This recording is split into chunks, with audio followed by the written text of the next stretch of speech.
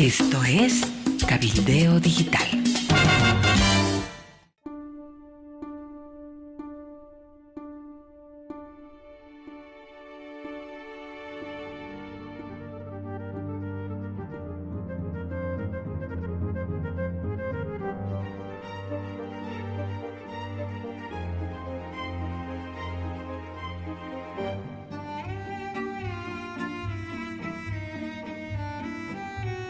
Candidatos, con Amalia Pando y Cacho Herrera. Hola, ¿qué tal? Bienvenidos. Este es el programa Candidatos para empezar a discutir qué va a pasar en la vereda de la oposición el año 2025. Hoy nuestro invitado es Tuto Quiroga, que ustedes ya lo ven. Tuto, ¿qué tal? Un gusto saludarte, bienvenido. Un gusto, Amalia, como siempre. Cacho, Rafael, un gusto. Y claro, los compañeros para las preguntas periodísticas están con nosotros Cacho Herrera y Rafael Archondo. Rafael, qué gusto, bienvenidos a ambos. Y a tiempo de saludarlos, pues le doy la palabra a Cacho Herrera para que lance su primera pregunta. Muchísimas gracias, Amalia. Un saludo para Tuto, para Rafito, así que comenzamos con esta pregunta que me parece que es clave en este momento. Tuto, hay partidos sin candidatos y hay precandidatos sin partidos. ¿Cuál es la clave, según tú, para encontrar una candidatura de unidad hacia el 2025? Gracias, Cacho, Amalia y Rafo. A ver, dejando claro que yo no he hecho ningún anuncio en lo personal y me parece importante primero discutir qué vamos a hacer como país ante la crisis económica e institucional de narcotráfico más grande de la historia que se avecina, camino a la próxima elección, y después llegará un momento para ver quiénes. Ahora, es evidente que en tu pregunta, Cacho, está un tema central. Una propuesta ganadora requiere lo que dice el viejo adagio, las 4 P's: persona, programa, partido y los peniques, para poder hacer campaña. Y en este caso me animaría a agregar una quinta, el elemento de decisión debajo de la cintura, de la otra P, porque cuando estamos peleando contra Cuba, Venezuela, Nicaragua, Irán, Rusia y todos los que se vienen.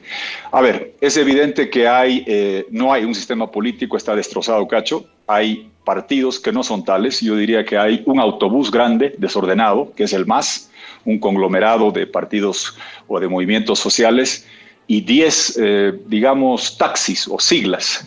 Algunos con conductor, casi ningún otro con conductor, algunos con papeles, otros sin papeles, con SOAT, sin SOAT, y evidentemente hay una serie de nombres que van a estar en el ruedo, ninguno de los cuales, casi ninguno, está vinculado a una sigla. Entonces, el trabajo para adelante va a ser primero definir qué queremos hacer y después ver cómo combinas el tema de persona con programa, con partido, entendiendo que partido, como lo que entendíamos, no existe, son más vehículos, y habrá que ver de esta corte electoral oficialista cuántos de los 10 que están hoy en cancha, 3 con papeles, 7 sin papeles, quedan finalmente vivos. Creo que va a depender de cómo se dirima la lucha del MAS y el control de la juristocracia arcista sobre el órgano electoral, para ver cuántos partidos o siglas o taxis deciden dejar vivos.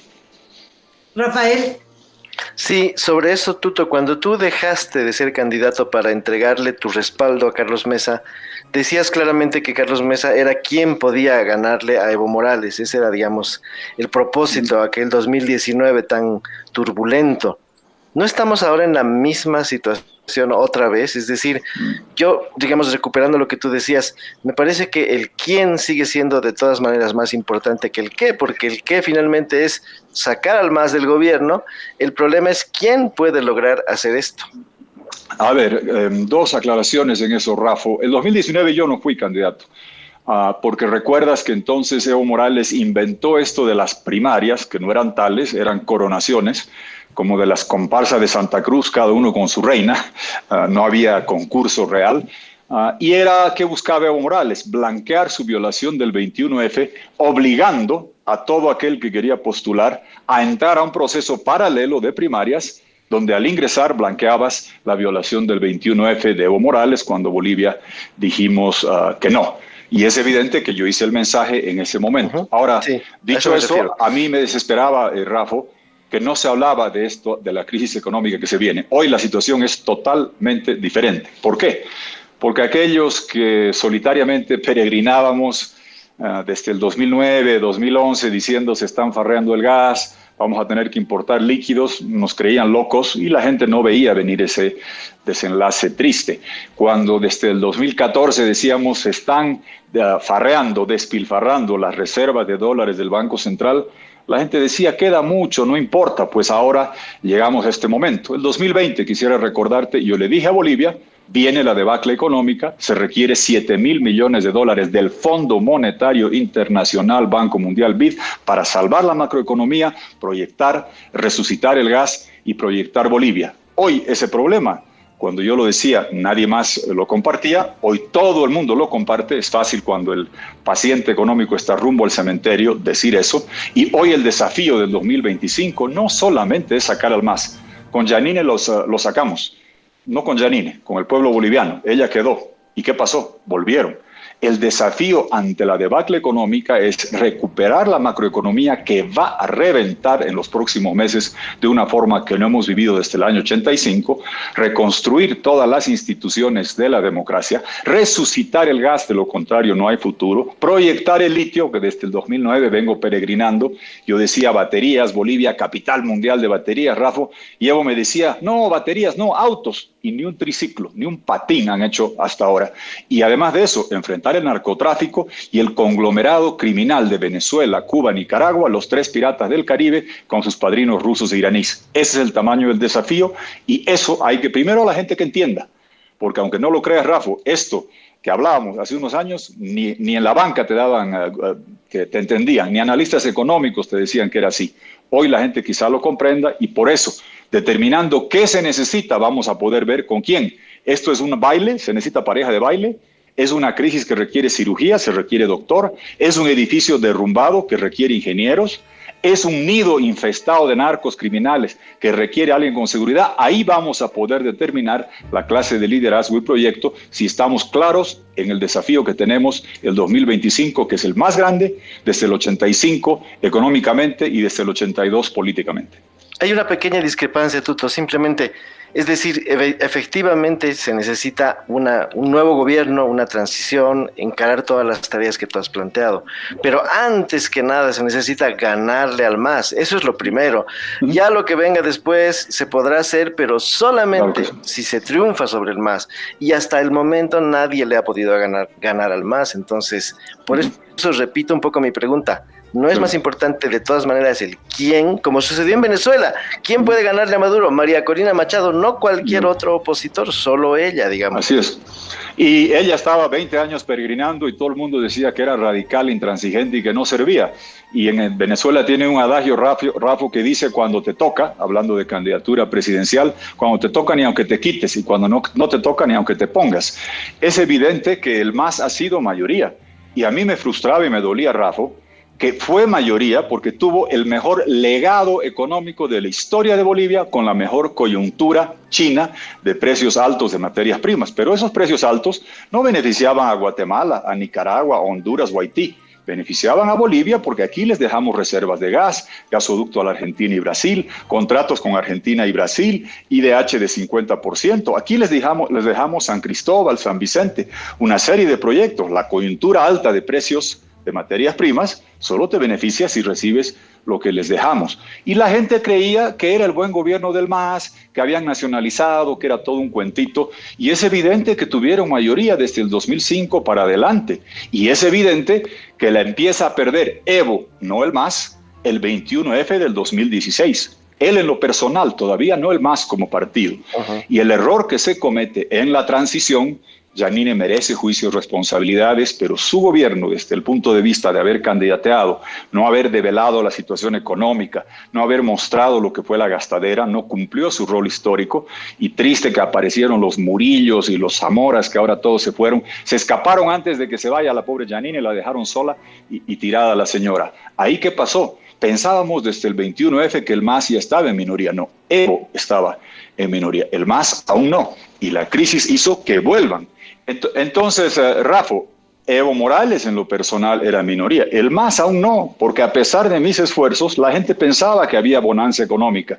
No se daban cuenta que estaban recibiendo la plata del gas, que estaban quemando los dólares del Banco Central, había bonanza y disfrutaban de eso. La transición fue en eso una triste ejemplo. La señora Giannini fue abandonada, una candidatura que no debió ser, la dejaron allá, no le dan juicio de responsabilidades, y el MAS volvió. Y Arce, sin tener los beneficios del Estado, saca más de lo que había sacado Evo Morales. Ahora bien, la gente hoy sí ya comprende que el MAS ha destrozado la economía. Ya no es una voz solitaria peregrinando hace años que se farrearon el gas, que quemaron las reservas, que nos llenaron de deuda, que nos ahogaron en narcotráfico. No, ya se entiende perfectamente y ahora yo te garantizo que son minoría. Entonces la pregunta, ¿la mayoría que vas a construir es para tener mandato, arreglar la economía, recomponer las instituciones, sacar de Bolivia a los venezolanos, cubanos, Nicaragua y darle a Bolivia un rumbo de 20 años? ¿O es para poner a alguien que esté un tiempito y que no resista y que a los 2 años vuelvan ellos como Jesucristo resucitado? Para mí el desafío tiene esas dos dimensiones. Bueno, me toca preguntar, Tuto, insisto sobre el eje, la línea de pregunta de Rafa, porque creo que es lo que nos preocupa.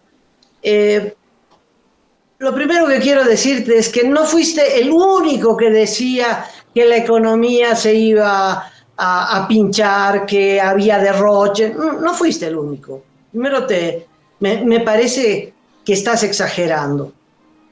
Tienes tu cuota, pero hubimos muchísimas voces en el país, un coro de voces que apuntaba a que la crisis se iba a venir y que el MAS estaba tirando la bonanza económica. En fin, la historia pondrá a cada quien en su lugar. Pero ahora el punto es, Tuto, que si habría un liderazgo ya indiscutido, salvo que tú creas que tú eres ese liderazgo, no estaríamos en esta discusión.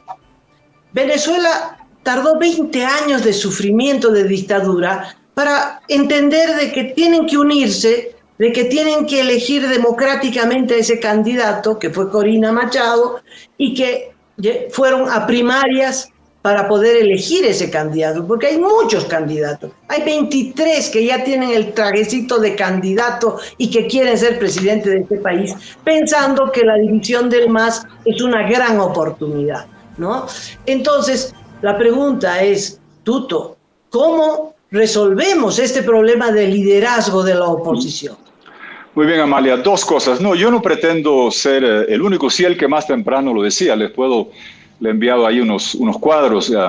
No lo decía solamente en programas de televisión. El 2011, en el Congreso, cuando me hacen el juicio de responsabilidades delante de todo el país en la comisión mixta y en el Congreso en pleno, García Linera no me dejó exponer los cuadros, dije: estamos yendo camino al enclaustramiento gasífero, no hay nuevas exploraciones, vamos a tener que importar líquidos.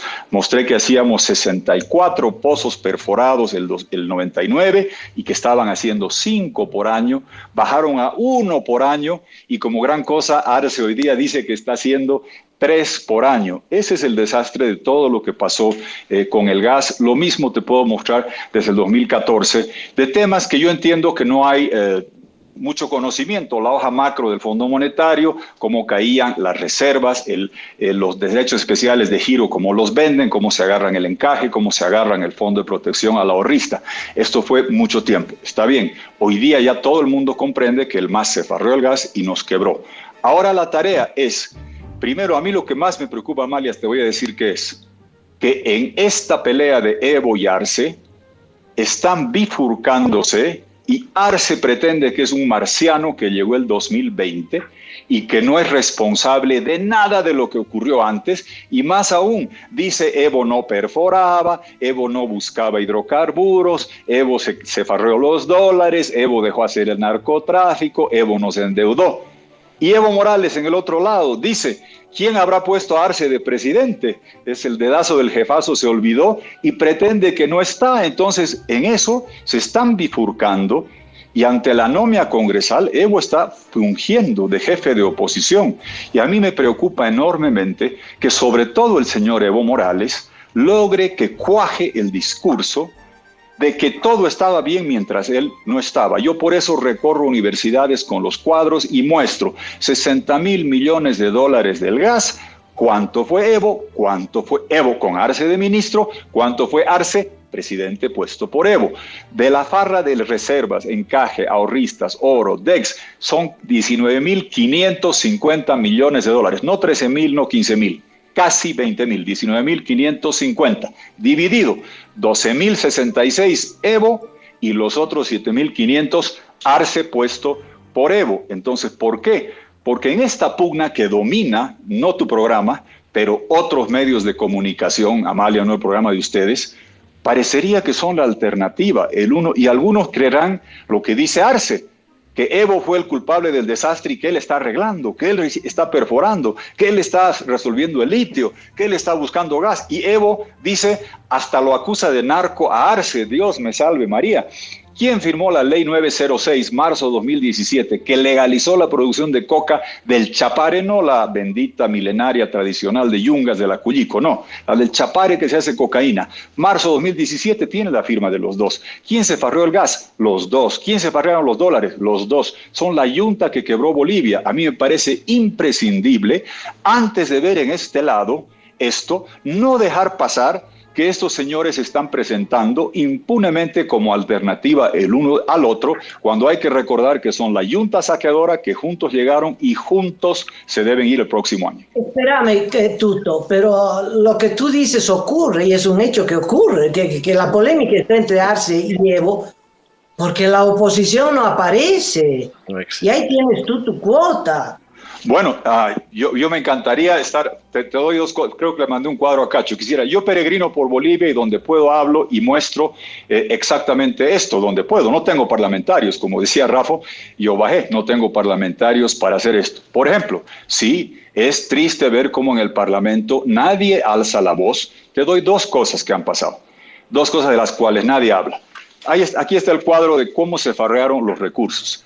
A Yanine, uno de los juicios es haber intentado usar los DEX. ¿Qué son los DEX? La moneda de bancos centrales en el Fondo Monetario.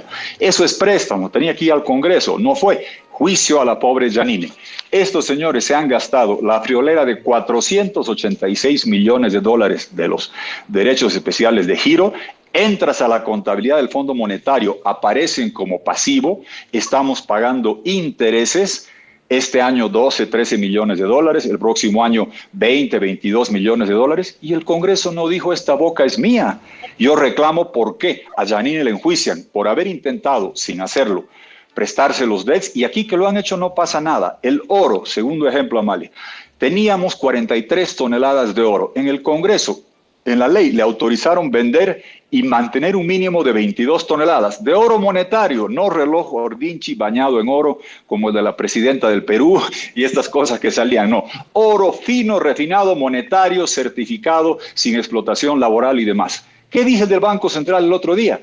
Que nos quedan 15,94 de esas 43 toneladas, casi confesando que violó la ley. El resto está en bóvedas, está en proceso de refinación, se han sacado del diente el oro viejo, su reloj Chapi lo están raspando. Eso no es oro certificado, están confesando que han violado la ley y no hay una interpelación o acción parlamentaria sobre el tema del oro. Claro, es desesperante ver eso porque hay una enorme cantidad de parlamentarios. Yo sé que no funciona la Cámara de Diputados, pero me pregunto, ¿por qué no viene el del Banco Central a explicar y el ministro de Hacienda por qué se han prestado los DEX, lo cual es materia criminal para Yanine? Ellos lo han hecho, ella solo lo anunció y aquí no pasa nada.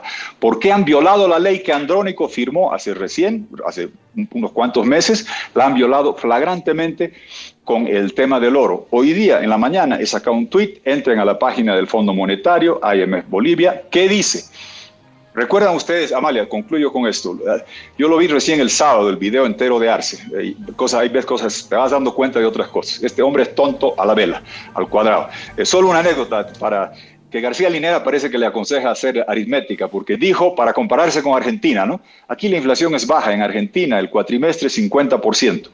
Su poder adquisitivo ha bajado a la mitad. Dios mío, ni quebrado sabe hacer este señor. Si tu ingreso es 10 y la inflación subió tus gastos de 10 a 15, 10 de 15, tu poder adquisitivo es 2/3. Has perdido 1/3 con 50% de inflación. Si la inflación fuera 100, el precio pasa de 10 a 20, 10 de 20 es 50. Recién ahí sería, ni quebrado sabe hacer este señor. Está en la luna de Paita. ¿Y qué dijo ahí Amalia? Dijo, el Fondo Monetario ha estado por aquí, ha visitado. Me pongo a revisar.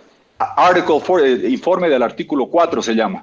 Reviso, ¿dónde está? ¿Qué dice la página del Fondo Monetario? Que fue hecho, que fue presentado al directorio junto al informe de estabilidad del sistema financiero, que es vital saber cómo anda eso, y que dice que el gobierno de Bolivia pide que no se difunda el informe del Fondo Monetario. Aquí en tu programa los emplazo, publíquenlo, para que sepamos la realidad de la economía y hagamos propuestas no basadas en la información que yo voy obteniendo por aquí o por allá y digo lo que puedo decir u otra gente lo hace. Hagamos en base a la información que es de Bolivia. Publiquen el informe de evaluación del artículo 4 del Fondo Monetario, que hace 50 días está disponible. Cacho, no logramos hablar ¿De quién? Los candidatos. ¿Del quién? Por favor, Cacho, preguntas. La verdad que es bien interesante escuchar a Tuto en esto que es, me parece a mí, el contexto de lo que va a guiar la elección del próximo año, ¿no? La economía, cómo salvar la institucionalidad democrática, cómo sacar a estos personajes extranjeros que están sometiendo al país. Eso es verdad.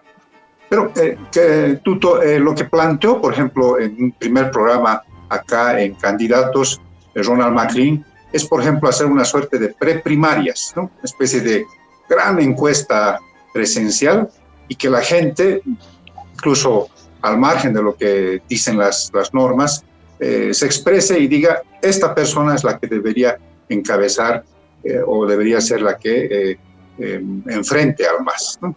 Es más, lo que ha dicho Ronald McLean es que incluso habría habido una reunión secreta, dijo él, en Washington, entre 2-3 partidos tradicionales que ya han firmado aparentemente un pacto para establecer un mecanismo para elegir la candidatura única. ¿Tú coincides con que se debería llevar a cabo esta especie de primarias? Sobre todo, ¿has estado en Washington además? Sí. No he estado en Washington y mira, en tu pregunta está la contradicción. Una reunión secreta que ya entonces tan secreta no debe ser. Yo entiendo que hay gente, algunos con buenas intenciones y otras, que están buscando posicionarse mediáticamente como articuladores. La verdadera articulación, y se los digo por experiencia, no se hace en estos programas, con todo respeto a ustedes. Se la hace en conversaciones con la gente que tiene un liderazgo real, no aquel que dice quiero ser presidente para ser diputado, alcalde o senador, que los conozco también, y es legítimo, no es pecado, es parte de la política. Y sabemos también quiénes son los que tienen el manejo de algunas siglas. No hay por qué desesperarse. El MAS quisiera que la gresca de ellos se tape poniendo en funcionamiento la gresca del lado nuestro con cualquier tipo de procedimiento. Cuando si tú me dices, hoy día la ley que dice de primarias, que no hay tal, son coronaciones, se va a modificar. Yo no creo que de este Congreso ni la ley de la gravedad puedan aprobar por el empantanamiento en el que están sumidos, donde está funcionalmente cerrado el Parlamento. Así de grave hemos llegado. Y si está cerrado para fiscalizar el oro, para elegir los jueces, para interpelar a ministros, no creo que se abra para darle gusto a don Evo o al señor Arce, que quieren hacer diferentes clases de ejercicios y están peleando ellos para ver quién controla el MAS. Habrá que hacer ese esfuerzo con todo respeto. Yo no comparto, y la experiencia lo muestra así, de que sea un ejercicio que se haga públicamente, diciendo cómo y demás. Habrá, y hay conversaciones, yo no las divulgo las que tengo, no he estado en Washington, ni sé de qué se trata ese ejercicio, pero sí sé quiénes son, no aquellos que levantan la mano y decir yo quiero ser el gerente del circo y no dan ni para payasito, de repente para diputado. No me dejo confundir con eso. Sí creo que es importantísimo el entender la dimensión del desafío. Nuevamente, yo sé que a ustedes les va a parecer que estoy sacando el poto de la jeringa. No, si la economía está bien, Es una clase de liderazgo el que busco. Si la economía está camino a la quiebra más profunda desde el año 85, es otra clase de liderazgo que se va a necesitar. Si el país es un país seguro y no está lleno de narcos y PCCs y bermelos, una clase de liderazgo versus otro. Por eso, para ver qué clase de liderazgo personificado en quiénes se va a necesitar, es imprescindible hacer el diagnóstico total de qué es. Y aunque ustedes no lo crean, cuando uno va sobre todo a universidades, les va a sorprender que no saben que Rodríguez Belcé fue presidente de Bolivia. La gente joven de universidades no tiene otra noción en su vida que Evo Morales con el chalequito, en jets, en helicópteros, buena gente, regalando plata. Ni siquiera recuerdan Evo bloqueando en el Chapare a un gobierno tras de otro para proteger la coca de la cocaína. Este trabajo pedagógico es imprescindible hacerlo para poder hacer una propuesta personificada en liderazgos y con contenidos que la gente demande. Rafael. Yo encuentro ahí una especie de contradicción, querido Tuto, porque dices, no hay que desesperarse, pero nos has explicado abundantemente que se viene una crisis complicadísima en términos económicos, institucionales y societales, ¿no? Entonces, no hay que desesperarse y esperar que se produzca toda esta crisis y recién encontrar el liderazgo. ¿No es mejor adelantarse y tener más o menos previsto algo ya trabajado? Bueno, yo estoy trabajando. Son dos cosas diferentes. Una, mostrar el diagnóstico claro, crudo y descarnado de lo que se viene. Y en este caso, yo ya no hablo en futuro, que se van a farrear el gas, que van a quemar los dólares, que nos van a llenar de cocaína. No, ahora ya es en pasado. Nos anegaron en narcotráfico, nos dejaron endeudados. Mire, 60,000 millones de dólares de gas que se farrearon. Casi 20,000 de reservas, dólares, encaje, oro, DEX, se los farrearon. Casi 40,000 entre deuda externa, que hoy día dicen que ha bajado un poquito, deuda interna del Banco Central y deuda de las gestoras. Va sumando, no sin tocar el gas ni la soya, 120,000 millones de dólares, 10,000 dólares por cabeza que nos han sacado del bolsillo a cada uno. Esa explicación hay que hacerla mostrando que esto no empezó el año pasado, en febrero de 2023, cuando la gente recién se asusta de que no hay dólares del Banco Central. Esto viene de hace muchos años y hay que asignar las responsabilidades de Evo y Arce. Eso mostrarle al país, y eso, mi querido Cacho, concluyo con eso, no no va a cambiar el gobierno el próximo mes. El gobierno actual debería hacer algo, no creo que lo hagan. Ahora bien, el ciclo electoral te dice que las elecciones, el cambio de gobierno es en noviembre de 2025, la elección será convocada para septiembre, octubre, y ese cronograma te dice que hoy día el decir, pongámonos de acuerdo que Rafa va a ser el candidato y el resto nos bajamos, es prematuro. Entonces, una cosa es el cronograma electoral, otra cosa es la debacle económica, que lamentablemente la democracia es así. Cuando votaron por Arce, los que lo votaron tienen que entender que esta es la consecuencia. Y Arce prefiere competir con Evo, de ver quién es más amiguito de Maduro, de los Castro y más antifondo monetario, en lugar de decir la verdad y buscar soluciones. Pero, a ver, Tuto, no solo estamos buscando una alternativa de gobierno para resolver una crisis que va a ser descomunal y que ya la estamos sintiendo, pero para frenar un proyecto dictatorial. En Venezuela había crisis económica, pero terrible. Había de todo, torturas, violación de derechos humanos, etc. La oposición fue 20 años dividida y 20 años perdió. Por favor, Rafael, preguntas. Sí, sobre eso, ¿por qué no habría que pensar, Tuto, en que la gente, el elector común que ya está viviendo la crisis, o sea, que no siente que la crisis es un presagio tuyo o nuestro, sino que la crisis ya la tiene ahí, delante, ¿por qué no habría que pensar que ese elector consideraría más bien a Evo Morales como el que resuelva esa crisis, porque vivió un periodo de bonanza, porque se farrearon el dinero, pero se farrearon también el dinero con mucha gente alrededor, es decir, no se lo farrearon ellos solitos, hubo, digamos, una situación de mejoría económica evidente en el periodo de Evo Morales. Entonces, ¿por qué no habría que pensar que un elector que va a las elecciones el próximo año considere que Evo Morales es quien está mejor capacitado para resolver ese problema, más aún cuando se ha distanciado de Luis Arce, que cualquier otro candidato de la oposición, por muy brillante o por muy por muy pionero que haya sido en la revisión de los datos, de las tablas y de los cuadros de la situación económica de Bolivia. Bingo, acabas de dar en el blanco, mi querido Rafa. Justamente Gracias. esa es mi desesperación. Esa es mi desesperación, de que yo paso, tengo así los cuadros, 30 cuadros, y voy a seguir haciendo eso, mostrando a la gente que podemos denostar el sistema democrático del 85 al 2005, pero hicimos, entre muchos, la condonación total de la deuda externa, privada, bilateral, multilateral, entre varios, Club de París 1 al 7, HIPIC 1, 2, 3.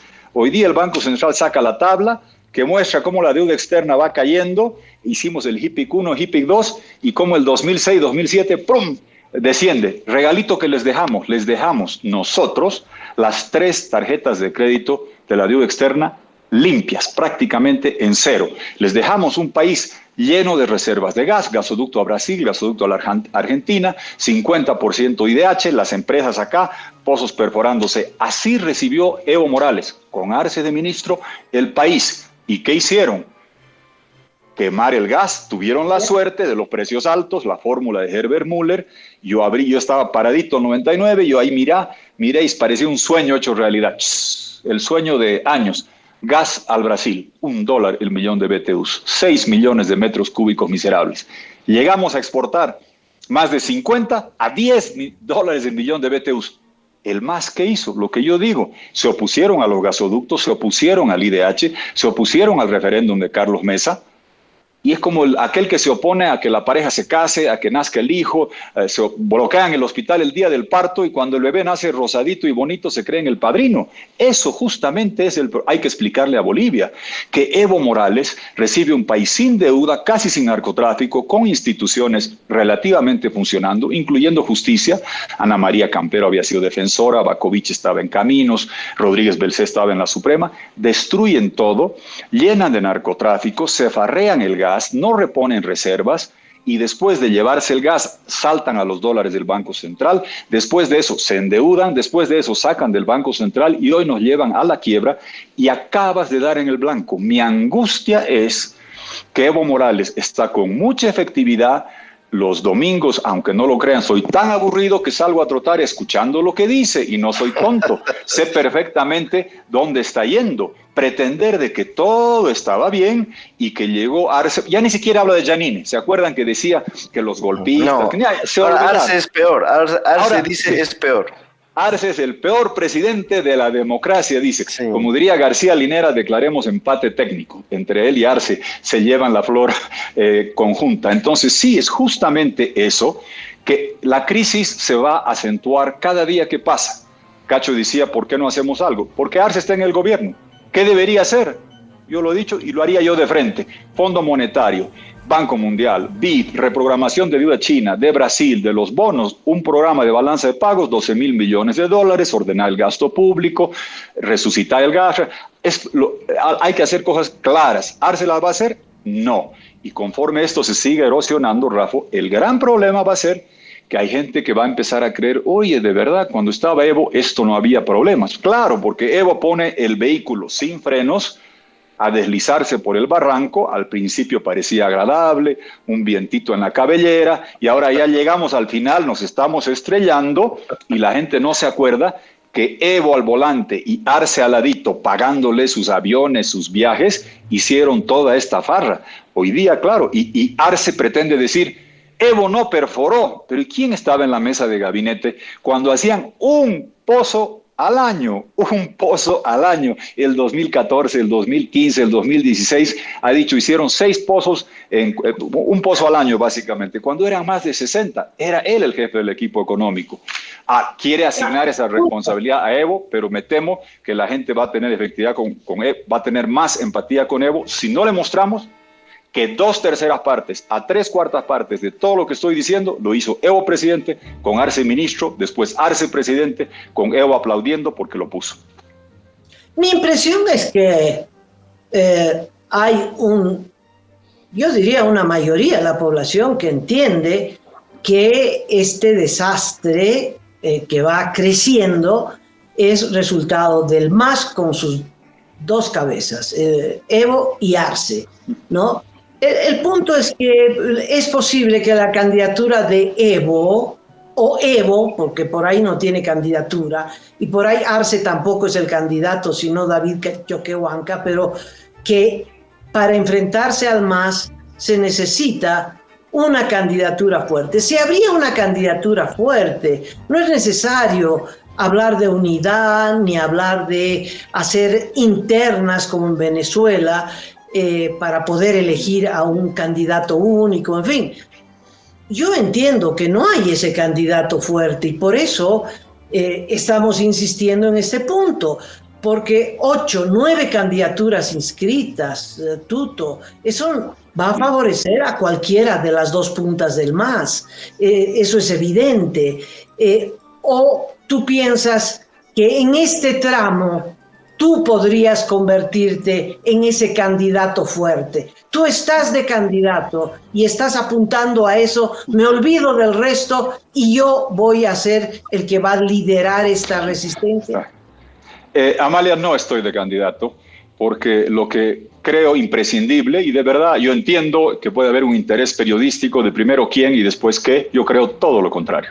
Yo creo que primero hay que decirle a la gente que Dios te escuche, que el pueblo está entendiendo, pero créeme que cuando viajo, cuando converso con la gente, no está tan claro así. Como te digo, en la UTO en Oruro, 2 jóvenes que estudian ingeniería, tú dirás, ¿qué ignorancia? No, cuando yo estaba en universidad y me decías Salamanca, Bush, decía, sí, una foto blanco y negro, creo que han sido presidentes de Bolivia, pero tampoco en universidad andaba yo muy preocupado de quién había sido Salamanca. Lo entiendo, son ingenieros, y lo único que tienen en memoria, por la edad que tienen, es Evo en el gobierno y nada más, ni siquiera conciben que no pueda estar el MAS en el gobierno. Y no, hablando con esa gente, tú empiezas a escuchar de decir, ¿por qué ahora el dólar cuesta diferente por primera vez en mi vida?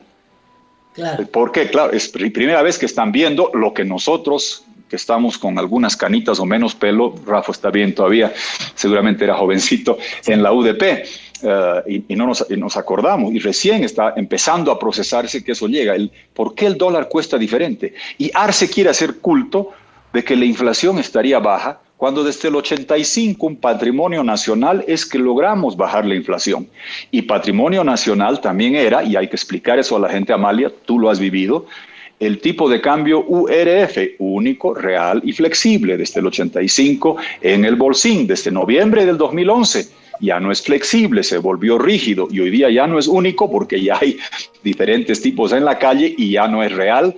Y por eso cuando Arce habla del PIB y cómo lo bien que estamos y nos compara, una cosa es el PIB a 6.96 y otra cosa es si lo comparas al tipo de cambio en la calle. Eso, aunque no creas el ejercicio pedagógico que hay que hacer de eso, para mí me parece que tiene que venir primero. Porque cuando decimos, yo estaba el otro día en una cena muy agradable con un grupo de gente entendida, que decías en la UDP los tipos de cambio diferenciados, el boquete fiscal, boquete balance de pagos, no había que explicar más, todo el mundo entendía porque se acordaba. Pero la gente joven no tiene idea de lo que estás hablando. Y lamentablemente, incluso eso que tú y yo sabemos, Amalia, Cacho, Evo Morales en el Chapare, bloqueando el país y estrangulando la economía para proteger la coca que se hacía cocaína. Esa visión no la tienen. Tienen el chalequito, el avión, el jet, regalando plata, haciéndole creer a la gente, como dice Rafa, que él había hecho algo para que llegue más plata. Mis amigos de Colombia una vez me preguntan, ¿qué ha hecho bien Evo Morales? Yo les decía, abrir las 2 válvulas de los gasoductos que le dejamos para que lleguen los dólares y farrearse la plata. Entonces, a mí me parece, y yo entiendo el interés del programa de ustedes, yo voy a ir por el otro lado. Yo voy a seguir hablando de qué es lo que está pasando, quién ha tenido la responsabilidad y espero tener éxito en mostrar algo que tú dices con absoluta precisión, pero no estoy seguro que sobre todo la gente de menos de 30 años entienda que la yunta responsable del saqueo sin misericordia de la patria fueron Evo y Arce, juntitos llegaron el 2005, se besaban, se abrazaban. Yo voy a pedir al Colegio de Abogados que hagan una revisión de todos los decretos de enero 2006 para adelante, de todas las leyes, ¿cuántas llevan? hasta que se fue Evo, la firma de los dos. Se van a sorprender de la cantidad. Y ahora se hacen al que yo no sé, quién eras tú, Arce Marciano que recién llegó el 2020, Evo pretendiendo de que era Arce que no le decía. Ustedes conocen lo cínico que es Evo Morales, ¿se acuerdan? Hasta que el tema del fallo, cuando salió el fallo del Silala de la Haya, ¿qué dijo? Choquehuanca me dijo que esto estaba ganado, no sé, pregúntenle a él. Se especializan, Amalia, en lavarse las manos, Poncio Pilatos al cuadrado. Hagamos el esfuerzo de que la gente entienda qué está en curso, cuál es el desafío, para que podamos tener la mejor elección del camino alternativo a seguir. Y yo no quiero otro veranito de unos meses para que vuelvan. Es un programa de 20 años para sacarlos para siempre. Hablan ustedes de Venezuela y les quiero decir lo siguiente. En Venezuela, como acá, Chávez tenía mayoría. Sí, fueron unidos con Capriles. Yo estuve allá, fueron unidos. Y les hicieron un fraudecito y se dejaron ganar. El 2015, yo estaba ahí, ganamos el Congreso, sacamos 2/3, estábamos unidos, no es la primera vez ahora. ¿Y qué hizo Diosdado Cabello? Reemplazó toda la Suprema, instaló la juristocracia, parecido a lo de Bolivia, es la misma receta, y castraron al Congreso, que es exactamente lo que están haciendo ahora en Bolivia. Es la receta de Diosdado Cabello, castrar el Congreso, castrar órgano electoral. Cuidado con la juristocracia arcista. La gente mucho se preocupa de los bloqueos evistas y no ve que Arce tiene este mecanismo de juristocracia. Finalmente en Venezuela, por el desastre, ahora estamos en esto, lo sé, hablo mucho, esta mañana con mis 6 amigos asilados en la Embajada de Argentina y aún no canto victoria. Tenemos que dejar que candidate Edmundo González, que es el sustituto de la sustituta de María Corina, que a ella no la metan presa, que pueda hacer campaña, es una mujer heroína, María Corina, la conozco hace 20 años, y entiendo perfectamente, y ustedes también, que si Venezuela el 28 de julio se libera y hasta fin de año la economía de Argentina se ha estabilizado, nos va a hacer un gran favor a Bolivia, porque nos va a permitir mostrar que se puede desalojar una dictadura, en el caso de Venezuela de 25 años, que se puede estabilizar la economía, y por eso me dedico a ayudar a mis amigos también en estos países hace mucho tiempo. Ahora, Tuto, una cosita muy... Sí, adelante, Amalia. Perdón. Sí. Rafa, lo quería rematar. Dijiste, dale. No soy Remata. candidato. No eres candidato, está bien. ¿No vas a ser candidato? No, cuando toques, para mí es prematuro y estaría cayendo en lo que estoy criticando y cuestionando. Okay. Poner el quién por delante del qué, voy a seguir en el qué, y el rato que espero que la gente comprenda quién puede hacer realidad ese qué, y ahí tendremos que conversar otra vez. Hay tiempo, 1 año y medio, y estaremos a disposición. Está bien. Rafa. Ahora, Tuto, yo te quería decir para que lo consideres. Muchas veces los pueblos, los electorados andan a tientas. No tienen esa claridad que tú manejas. Es decir, no hacen un análisis previo, un balance de las circunstancias, no revisan cuadros ni tablas. A veces los pueblos se colocan frente a la papeleta sin haber pensado mucho antes y ven una salida, buscan una salida, cualquiera que sea, ¿no es cierto? Y esa elección no necesariamente es plenamente racional. Yo te diría, por ejemplo, que Evo Morales no tenía en lo más mínimo claro qué es lo que iba a hacer en 2006, ¿no? Es decir, fue saliendo también a tientas, es decir, yo no sé si tenía claro cómo iba a nacionalizar o cómo iba a farrearse, como tú dices, los recursos, ¿no? Esto fue saliendo porque él se fue convirtiendo en el candidato, digamos, antisistema frente a un Felipe Quispe que ya no tenía esos mismos rendimientos, ¿no? O sea, la propia realidad le fue abriendo paso a él y él espontáneamente en el camino fue armando las cosas. Yo no creo que Bolivia salga del MAS de una forma diferente. O sea, primero tomando un consenso racional y luego diciendo quién es la persona ideal para cumplir con este programa de 20 años. Eso no va a pasar, Tuto. Por eso te digo, hay primarias. Estas primarias están en la ley. El vocal Tahuichi quiere quitar las primarias porque dice que es un mal gasto. Fueron un mal gasto en 2019, en eso tú también lo dijiste, tienes toda la razón, no tenía sentido elegir entre Mesa y Mesa, ¿no? Así fueron esas primarias. Pero ahora hay unas primarias que podrían tener algún tipo de utilidad. ¿No te parece que eso es muy importante? Junto con el debate y todo lo que tú has planteado, que la gente vaya a una primaria y diga, bueno, de todos los que diagnostican la crisis a la que nos llevó el MAS, este es la persona idónea, ¿no? Y que ese sea el criterio para elegir, porque no creo que podamos tomarles un examen a todos los candidatos y el que tenga la película más clara, pues gana y se queda nominado. A ver, Rafa, es interesante lo que dices, a ver, y en 2 sentidos. Uno, la la aclaración. Es verdad lo que decías, Evo, aunque sí, y en mis memorias te lo voy a relatar con lujo de detalles, el hombre más nefasto de la historia contemporánea de América Latina y el más talentoso era Hugo Chávez Frías, que tenía una petrochequera, y esto de que para ganar persona, programa, partido, plata, se acabó con la PDPDVSA.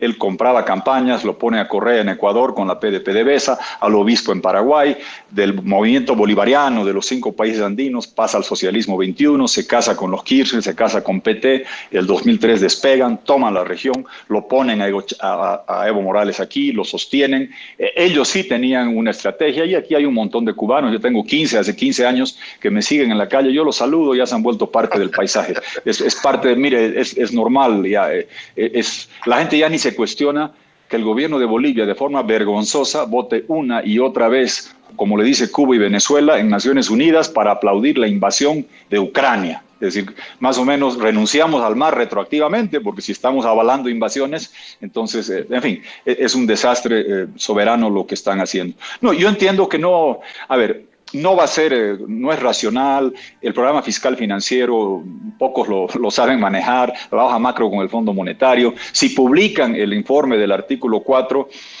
bueno, pues ustedes lo van a invitar a Gonzalo Chávez, que viene haciendo un buen trabajo, él les explicará con detalle, me invitan a mí y mostrar la realidad, y es parte del trabajo pedagógico que hay que hacer. Ahora, es verdad que lo que ellos hicieron muy bien es la cuestión del voto identitario. Y sabemos que era absolutamente falso y artificial en el caso de Evo Morales. Y no me estoy comparando yo. Hoy día ya hay 23andMe, Ancestry. Yo te puedo decir que los Quiroga llegaron en 1850, hombres solteros y reproductivos. O sea, que ninguno se haga al muy indígena. Yo tampoco me voy a hacer el español. Te puedo mostrar, ya tengo. De repente les voy a hacer un desafío a ver qué porcentaje de sangre quechua, en mi caso, o aymara vamos teniendo, y si Morales apellida Morales tampoco debe ser 100%, pero usaron toda esa parafernalia identitaria que quizá la representaba Felipe Quispe para empaquetar eso, y con Evo Morales lo hicieron con mucha efectividad y evidentemente les dio buenos resultados. Ahora veremos, espejo o bolsillo cuando toque la crisis económica, y sí coincido contigo en que la gente va a empezar a tantear, y no estoy seguro que vuelvan a mirar al espejo a ver quién se parece más a mí en el espejo, sino quién vació mi bolsillo, quién me dejó sin dinero.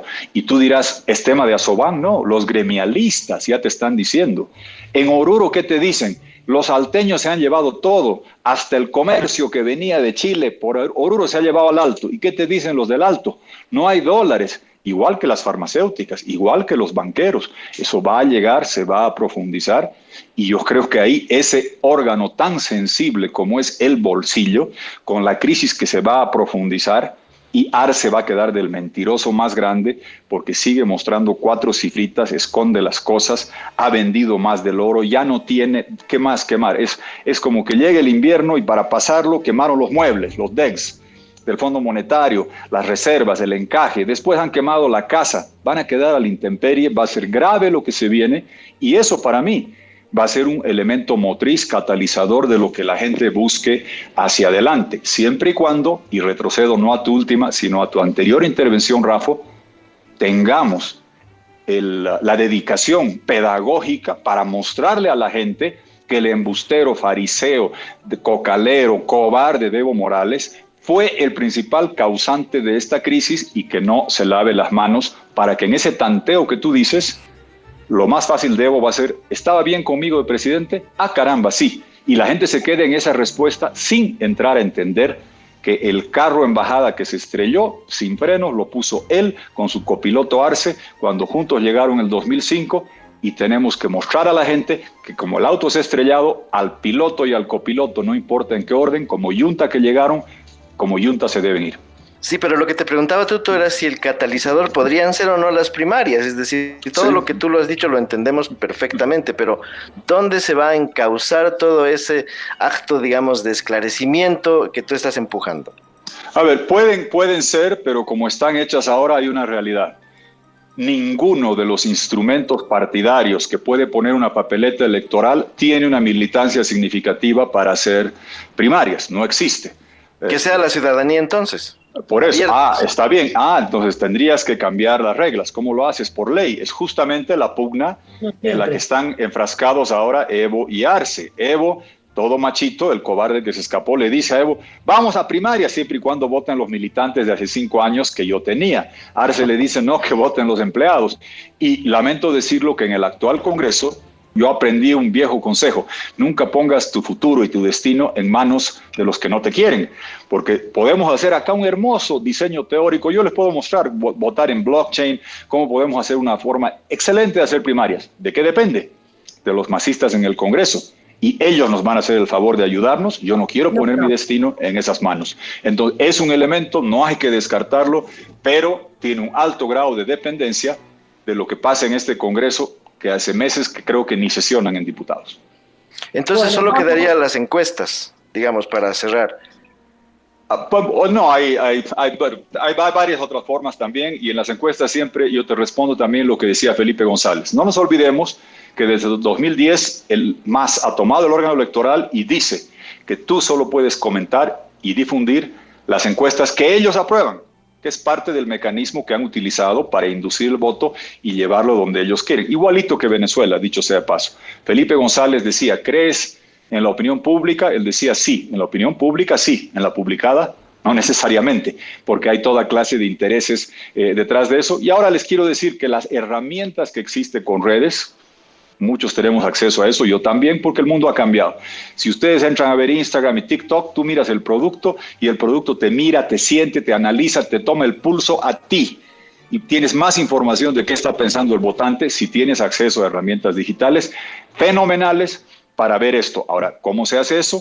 Con tecnología digital, con aceptación de las partes, con conversación. Hay muchas herramientas para todo esto, Rafa, pero... Bueno, Tuto, y hay otra forma, ni la de Rafa, ni la que tú planteas, ni la de tecnología, ni nada, y es que simplemente la oposición vaya dividida y que esa elección sea la primaria, donde se verá quién gana entre los opositores, y por ahí perdemos otra vez. Esa posibilidad también existe. Bien abierta, sí. Bien posible. Sí, Amalia, pero creo que la gente ha venido mostrando que hay que confiar más en la gente que en los dirigentes, y te lo ha mostrado un par de ocasiones. No te olvides que el 2019 la alternativa más fuerte orgánicamente, partidariamente, era Demócratas, Ortiz, Rubén Costa, Samuel, y la gente te mostró que supo por dónde ir. Entonces hay que confiar más en la gente que en los dirigentes. Sí, yo siempre lo he hecho, y el tiempo verá si vale más la pena confiar en la gente que en los dirigentes. Cacho, por favor, pregunta de cierre o preguntas de cierre. Adelante. Es bien interesante, es una especie pues de desafío por lo hábil que es Tuto, ¿no? Realmente es tremendamente hábil con las cosas, porque yo me voy al principio de lo que él mismo ha razonado, ha reflexionado con nosotros, y es que va a esperar que se produzca la crisis, va a empujar esto del qué antes del quién, eso está bastante claro, porque tiene la quinta P, y eso no nos dice, pero tiene la quinta P según lo que hemos podido percibir en la entrevista, ¿no? Que además de la plata, del programa, del partido y de la persona, está esa P que está debajo de la estructura, nos dijo Tuto Quiroga. Entonces, yo creo que es interesante porque son dos caminos al final que se abren, ¿no? Uno que es esto que explicó en su momento Ronald McLean, que puede llevar a un resultado, y esto que plantea Tuto, que puede también derivar en lo mismo, pero con otro tipo de ingredientes, que es que se desate la crisis y que la propia gente abra los ojos y defina quién puede enfrentar esta crisis como país, ya no ni siquiera como partido, como país, quién puede enfrentar esta crisis. ¿Sí? Ahí puede aparecer efectivamente la figura de un nuevo liderazgo o un liderazgo que ya se conoce y que puede tener las claves de la solución del país. Yo me quedo con eso, así que la verdad que interesantísimo, es una muestra de la habilidad que tiene Tuto Quiroga y que la ha explayado acá en la entrevista con el programa Candidatos. Bueno, nos despedimos entonces con el agradecimiento profundo, Tuto, y esperando tenerte muy pronto, y agradecimiento a Rafael y a Cacho por las preguntas, y yo me despido feliz porque ha sido un programa apasionante. Gracias, Tuto. Gracias, Cacho, gracias, Rafa, gracias, Amalia. Por si acaso, la P de plata no tengo, la de programa sí, pero tengo la P de un programa tan lindo como Cabildeo Digital y poder estar con ustedes. Esa es la que más vale. Gracias, Amalia. Bueno, hasta la próxima. Un abrazo, Gracias. muchas gracias. Saludos, Tuto. Chao, chicos. Gracias. Chao. Chao. Otra vía, y es dejar que la gente elija entre los gladiadores, ¿no? Porque tienen que aparecer gladiadores en esta batalla, en medio de la crisis, y la gente va a elegir. Pues, En la elección, dices tú, no antes. En la elección. ¿Sí? Pues sí, como en la Argentina. No hay posibilidad, se odian. No se van a unir. No se van a unir, tampoco van a ir a una primaria, tampoco van a reconocer las encuestas. Eso está clarísimo, yo creo. Está claro, sí. Eso está claro. No, pues sí, feliz Evo Morales. O sea, lo que ahorita el propio Tuto se da cuenta. Sí. Y si él se da cuenta, ya qué vas a decir. Le has hecho caer en cuenta. No, pues no, yo creo que él sabe, es consciente de que el descontento se lo va a llevar el Evo. O sea, no se lo va a llevar ninguno de estos que todavía no aparece. Claro. Están muy atrasados. O sea, el Evo está diario viajando, recorriendo. Hace poquito estuvo en Santa Cruz. Yo no podía creer así la cantidad de gente. Eran comerciantes gremialistas o algo así, pero era en hombros, o sea. Está gravísimo y ellos están mientras tanto escarbando datos. Sí, pues sí. Quizás el más adelantado en esa dinámica es el Rodrigo Paz, ¿no? Que igual anda por todo lado, viene, sí. Bueno, Sí. pues o sea, sí, como dice Amalia, el que se muestre gladiadores se va a ganar, ¿no? Exacto. Y de ser posible en segunda vuelta, porque en primera, difícil. No. Pero con dos más debilitados, no pasa a segunda vuelta. O sea, no se queda en primera vuelta, quiero decir. Yo creo que va a ser la primera segunda vuelta de la historia. ¿Imaginas? ¡Wow! Va a ser. Yo creo, es la única cosa que se me ocurre, ¿no? Que no va a poder dejar de evitarse una segunda vuelta, se va a fragmentar un poco el voto. Nadie va a pasar del 50 y... Si es que llegamos, ¿sí? Si es que llegamos, porque, ¿sabes qué, Rafita? El arcismo no va a dejar que Evo candidatee. Eso yo dudo, ¿sabes? Eso dudo yo. Yo creo que no lo deja y ahí va a haber un casi se va a armar una bronca, como tú dices. O sea, va a ser muy arriesgado. Hoy día han hecho una carta a los evistas, una carta dirigida al mundo, ¿no? Que se titula ¿Qué está pasando en Bolivia? Algo así, porque claro, la mayor vergüenza que tienen los dos sectores es avisar fuera, ¿no? Que se están peleando, eso les da, pero una vergüenza total, ¿no? Y entonces ya se han animado los evistas a tratar de explicarle a Venezuela, a Cuba, qué está pasando, ¿no? Y lo primero que dicen es que cuidado quieran inhabilitar a Evo, ¿no? Porque saben que si se lo inhabilita, inmediatamente va a haber una reacción de solidaridad en Brasil, en Cuba, en Nicaragua, en España, ¿no? Y entonces yo creo que Evo, o sea, le convendría que lo inhabilite y Arce cometería un error, creo, ¿no? O sea. Bueno, chicos. Gracias. Apasionante. Muy lindo el programa. Cachito, gusto verlos. Todo lo mejor del mundo, cuídense, por favor. Seguimos en contacto. Un beso. Estamos en contacto, Rafita. Un beso para los dos, no solo para Amalia. Bueno, está muy bien. Chao.